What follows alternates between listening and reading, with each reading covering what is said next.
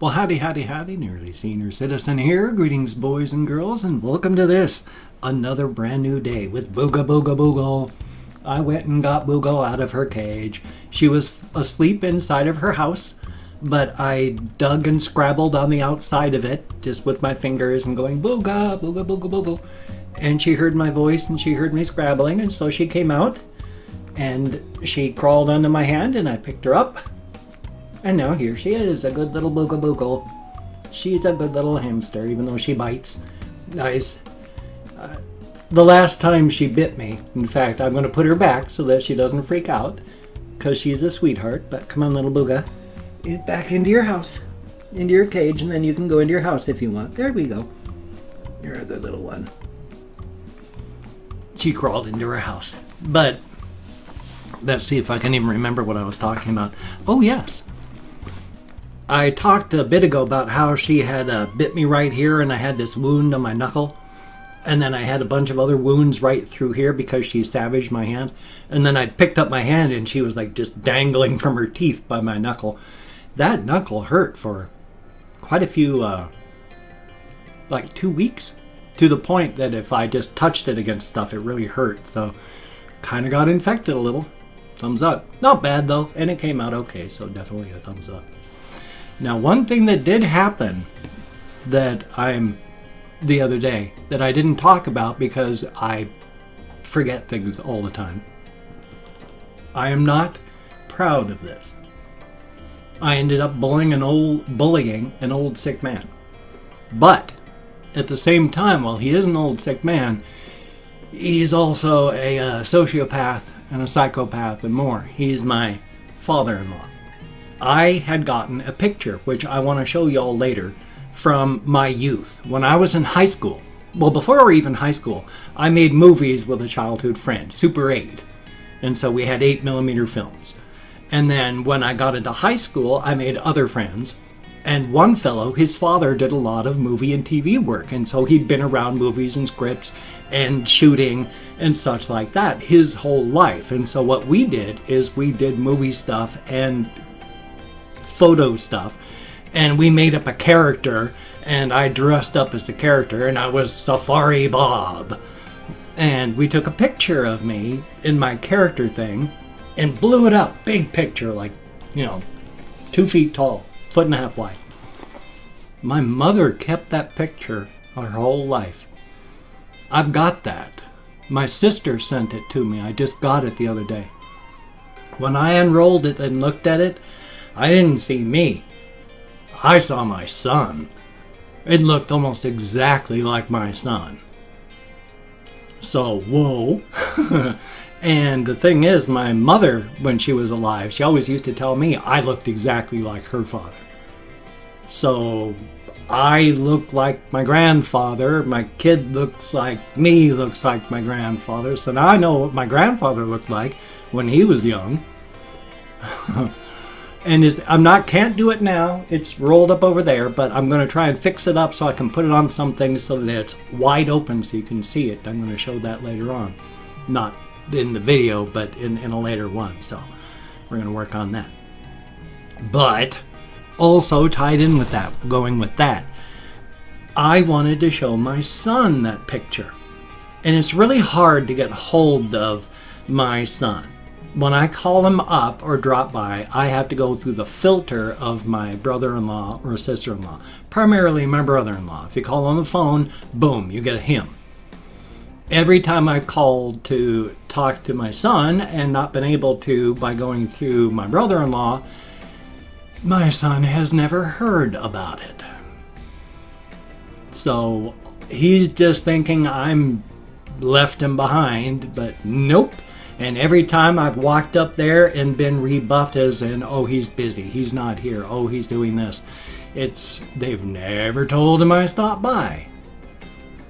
But this time I got hold of my sister-in-law and not the brother-in-law, and she explained that the grandparents, my father-in-law and mother-in-law, were there, but he was there, and I could walk up if I wanted to. So I did, because I wanted to show him the picture. And when I got up there and he came to the door, of course my father-in-law saw me. through the door. Now, my father-in-law hates me. He's always hated me because I took his daughter away. And he's a sociopath, literally. And he was a sociopath with the wrong job. He was a deputy. In fact, there was the Hillside Strangler.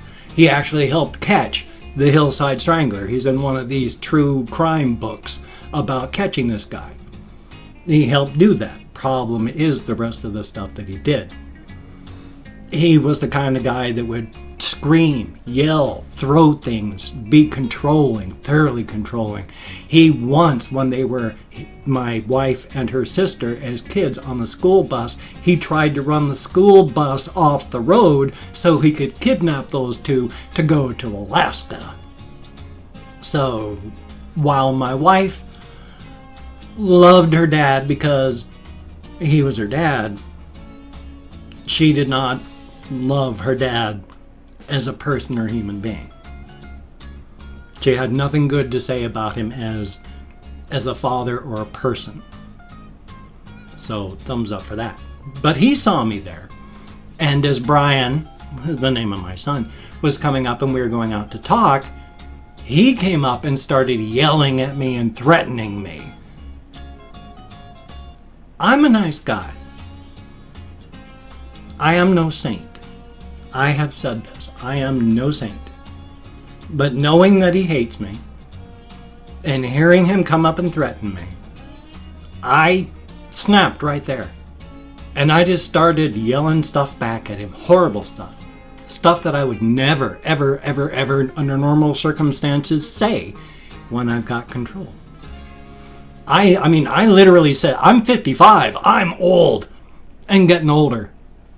And I was saying things that I knew would piss him off just to try and make him madder, to see if, hey, maybe I can get him into a stroke. I'm going like, you're old. You're disgusting. You're repulsive. You're sick. And then he's trying to talk, but I'm just going over the top of him with this stuff. And finally, when he was just coming up and yelling at me, well, it's really horrible, but I just went, fuck you, and flipped him off as they shut the door to keep him from coming out after me. Am I proud of that? No. In fact, as I left after talking to my son, because I had to talk to my son after that, I said, I came up to talk to you. And apparently to swear at your grandfather, but primarily to talk to you. And then I showed him this stuff and I explained about I've tried to talk, I've tried to call, and I've said, now that this is happening, after the death of your mother, I broke badly. But I've been putting myself back together and I'd like to get involved back with your life. But I'm leaving that part up to you. I'm not going to push.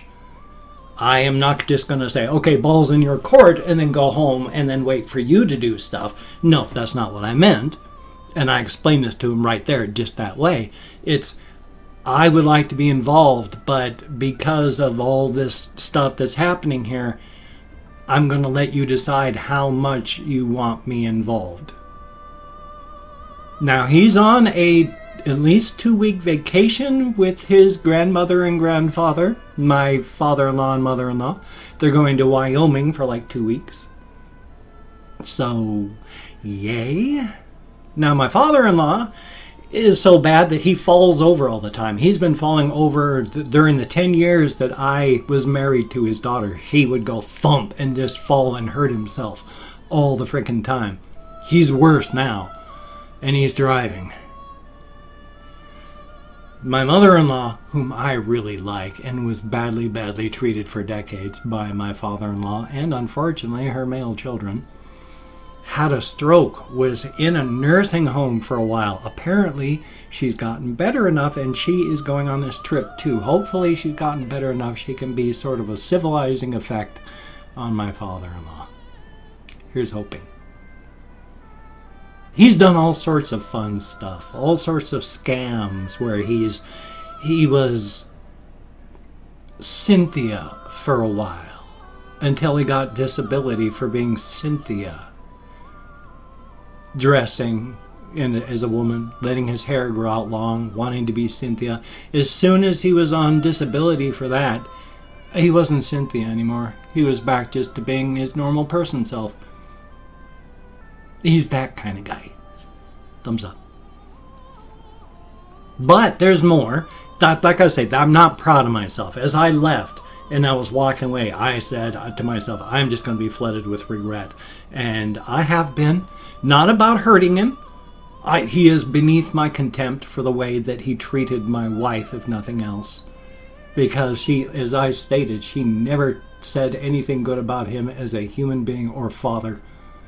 It was always just concealed contempt, fear, not hatred. I don't know if she hated anybody. But there was nothing good. I don't think I ever heard love in her voice. So, thumbs up on that.